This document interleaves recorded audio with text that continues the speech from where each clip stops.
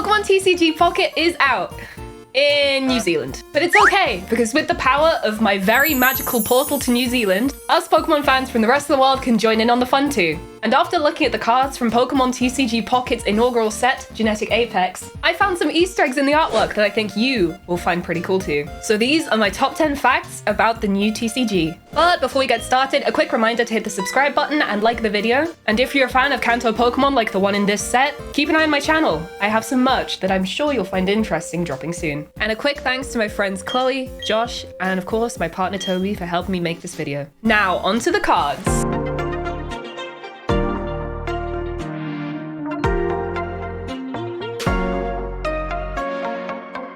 Number 1. So, alongside a bunch of reused artworks, this set features some brand new artwork for its basic cards. And the ones that we're going to be starting off with today are these. Here, we have Bellsprout, Oddish, and Venonat. As well as sharing both the same artist and art style, these three cards were actually made to be joined together. One of the features in this new game is themed collections. And some of them even have custom artwork, including this one, which is called a big Snorlax nuisance. Although these three little cards don't look like much, altogether they actually feature on this Snorlax card, where he's seen having a little nap and blocking the way like he always does. Venonat can't get through, Oddish runs away, and poor Bellsprout is stuck beneath Snorlax. I really hope he got out safely. I wouldn't want to be on the wrong end of a pulverizing pancake.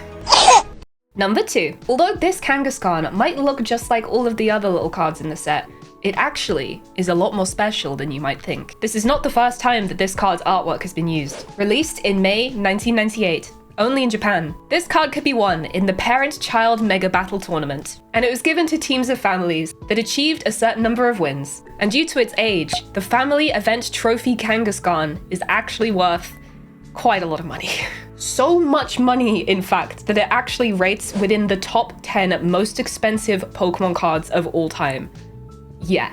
This card achieved its legendary status in 2023 when one sold on Heritage Auctions for a staggering $175,000. It's insane that after all of these years, this little mobile app has brought back artwork from such an iconic card. And if you want to own one for yourself, I've got good news! One of these bad boys is actually on sale right now in a PSA 10. And if you have £350,000, or around $470,000, this bad boy could be yours. Although, I mean, let's be honest, there's better places to put that money. Like my Patreon. Fact number 3. Since Genetic Apex is the first set releasing in Pokemon Pocket, they've themed the whole thing around the Kanto region. By far the majority of Pokemon featured are from the original 151, and some of them even pay homage to famous locations in the game. Like the Snorlax card, there's actually another collection of 7 Pokemon that are from specific locations in the Kanto games. Have a look. First and foremost, we have Dodrio, running down Cycling Road, also known as Route 17. Following up, we have Spearow, and in the background, you can actually see the department store in Celadon City, making this card take place on Route 16. Next up, we have Haunter, who is obviously in the home of all things ghostly, Lavender Town. Next, Rattata, ready to become a high percentage rat next to Pallet Town. Followed up, we have Jinx, who's actually in Cerulean City. You can tell from the distinctive blue and green trim on this building to her left. The 6th card is Tentacool, chilling in front of a lighthouse next to Bill's place, just off to the northwest of Nugget Bridge. And finally, last but not least, we have Grimer, just chilling in the Pokemon Mansion. I am a huge fan of these new collection cards that all have the same art style. It just makes my heart so happy, and I cannot wait to collect all of these guys. Number 4. This is probably the shakiest of my facts, but to me, I'm pretty sure that there's at least some intention here. I think that some of these new cards are actually homages to various scenes in the anime. In particular, this card here featuring a pair of Meowth under a moonlit sky. One of them's using Payday and running off into the distance. It reminds me a lot of this scene. And I know it's not raining, but this Charmander sat alone in the forest just reminds me of the episode where Ash found his Charmander. Although this one looks much happier. We also have this gigantic Gyarados charging up an attack in front of the SS Anne. This stormy sea and the flailing Magikarp reminds me a lot of the episode where James's Gyarados evolved and he used Dragon Rage. And you can't mention anime tie-ins without mentioning the star of the first Pokemon movie, Mewtwo. Mewtwo actually has a bunch of full art cards in this set, but the ones that I'm most interested in are this one, where he's escaping the lab, and this one where he towers over the city, like in Mewtwo Strikes Back. These are both scenes that have been referenced a bunch of times, such as in the recent 151 series, but it's always nice to see them again. And the Lab Mewtwo in particular is super special because it's one of these new immersive cards, where we can truly delve into the mansion to see what Mewtwo is escaping.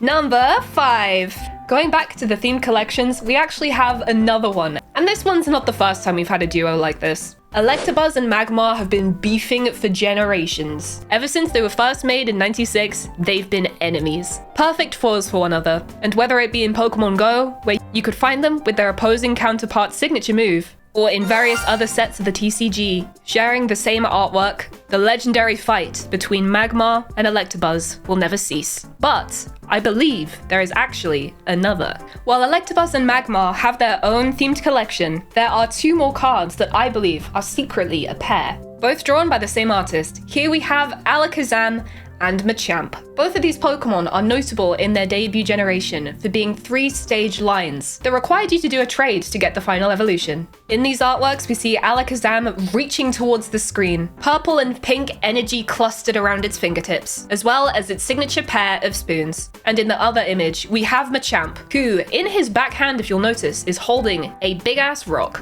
In the Machamp card, you'll notice that surrounding it is certain pink hues of a suspicious color, and the Alakazam is surrounded by big stones. I wonder who could have thrown those. These 2 are also notable for actually being 2 gyms within the same town, with Sabrina's gym, but also the dojo. What do you guys think? I'm pretty sure it's canon, personally. Number 6. Electabuzz, Magmar, Machamp, and Alakazam aren't the only Pokemon that are having a bit of a scrap in the new TCG. Of all of the duos in Pokemon history, there is none more iconic than the one that started it all.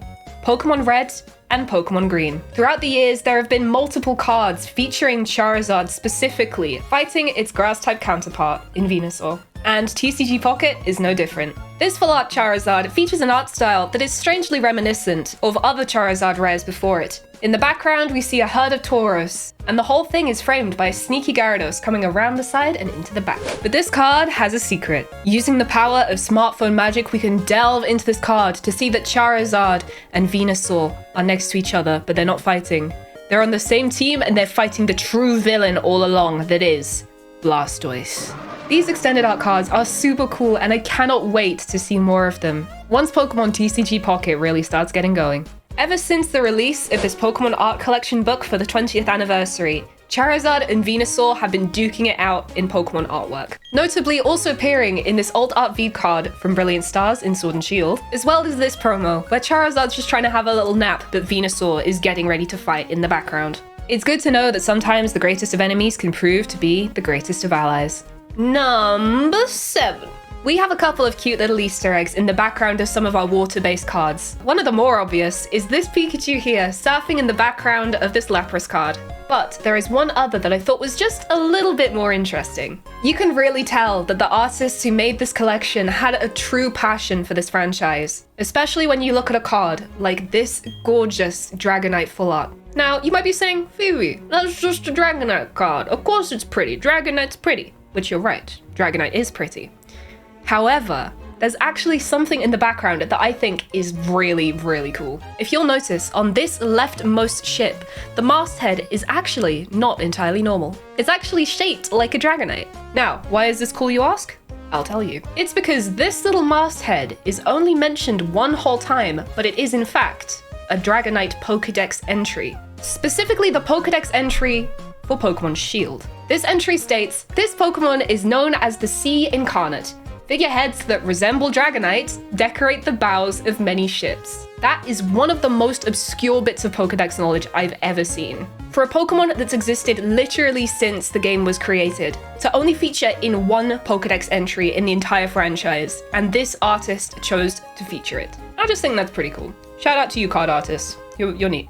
We like you. Number 8. Although I've already mentioned the Touring the Kanto region themed collection in this video, there's actually some more cards that take place within the region. Locations such as the one in the Gyarados card that I already mentioned, the SSN, but we also have these Voltorb that are obviously in the power plant. This card's actually extra cool as well, because if you look right at the very top, there's a sneaky Zapdos. Foreshadowing. We also have this Gengar that is in some kind of abandoned mansion that I think might be the Pokemon mansion, but you can't actually find Gengar there, so I don't know what that's about. Maybe it's just somewhere in Lavender Town or just some other creepy place. I don't know if I should put it on this list, to be honest, but I do think it's kind of cool that the flashlight looks kind of like the Arceus symbol. I don't know if that means anything. Maybe it's some clue. I doubt it. It's probably just artistic interpretation, but I can hope. Next we have the iconic Diglett's Tunnel, featuring a little Diglett hanging out in front, but we get to see a little cross-section of what the earth looks like below, and all of the tunnels and all of the Diglets making their home under the ground, featuring leaky pipes, Minecraft diamonds, an old vase,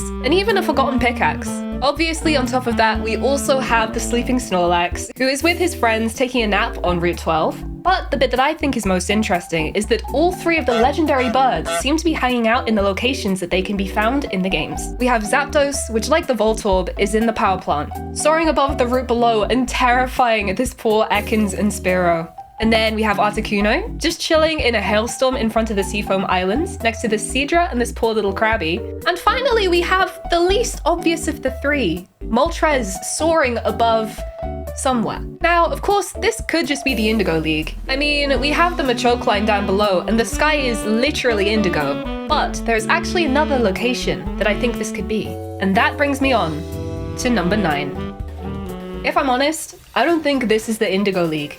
I think that what this is Mount Ember, a dormant volcano found on one island in the Sevi Isles. But why is this so cool, you might ask? It's just one of the many clues that leads me to believe that this card set isn't set during Red or Blue, or Let's Go Pikachu and Eevee. It's actually set in Firered, Leafgreen. The reason I believe this is because consistently across this set of cards, all of the new ones that feature the Kanto region have the features found only in Firered, Leafgreen. Take the trainers, for instance. The outfits of Erica, Misty, Blaine, Koga, Giovanni, Brock, Sabrina, and Lieutenant Surge are all the ones that actually feature in those games. On top of that, the department store is just not the one from Let's Go. But the thing that finally seals the deal is this Pikachu card. Now, among the items around it, such as the bike, the Poké Doll, the Poké Flute, the fishing rod, a couple of Pokeballs, a ham sandwich, and a lantern, there's actually a Generation 3 Pokédex on the floor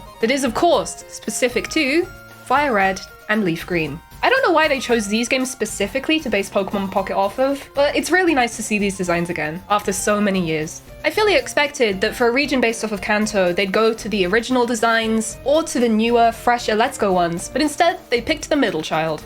And I love that. Now, finally, it is time for fact number 10. My favorite fact. If you have used the magical powers of the VPN, or you just so happen to live in New Zealand, you may have had the chance to pull my favorite card from the set. This card is adorable, I love the art, I love the Pokemon, and with no further ado, here it is. It's Ditto! Now, upon first inspection, I'm sure you're like, Phoebe, why the Ditto? Like, come on, there's so many cool cards in this, why have you picked the Purple Blob? And I'll tell you why I picked the Purple Blob. It's because there aren't 2 Ditto in this picture. There isn't even 3. Nor 4, nor 5, nor 6, nor 7. There are 8 whole Ditto in this card. I love cards like this that just have little cheeky details in the background that those that look just hard enough can spot. Now, I'm gonna give you guys just a couple seconds to see if you can find them before I show you where they are.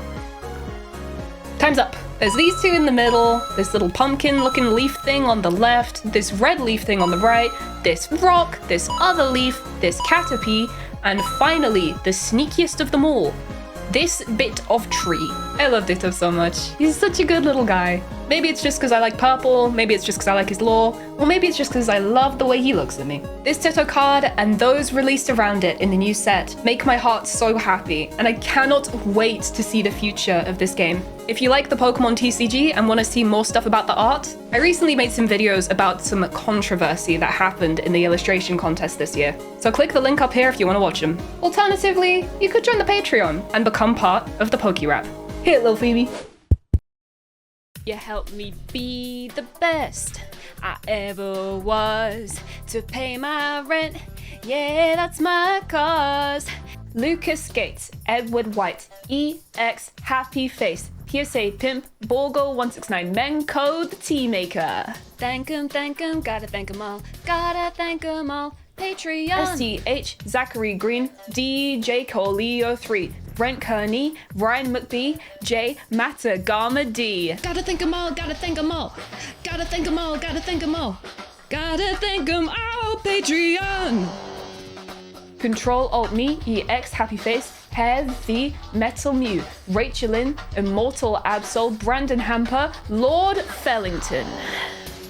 That's all I got for this one. If you want in, join the Patreon.